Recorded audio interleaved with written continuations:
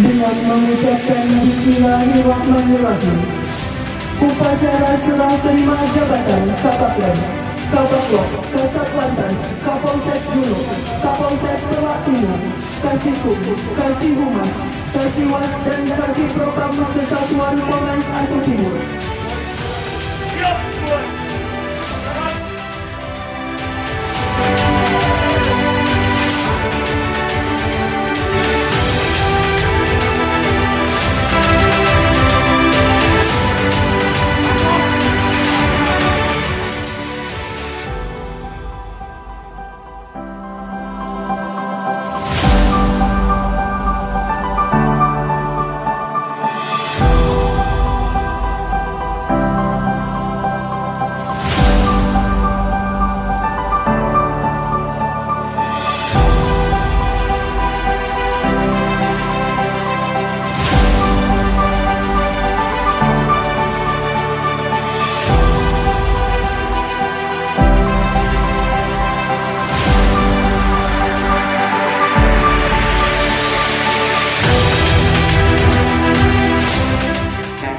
Jabatan yang kita sandang ini adalah amanah yang harus kita pertanggungjawabkan.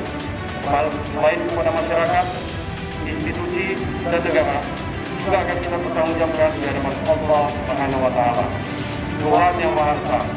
Oleh karena itu, laksanakanlah amanah ini dengan jujur dan ikhlas untuk memajukan Polri, khususnya Polres Aceh Timur yang sama-sama kita cintai. Demikian amanat saya.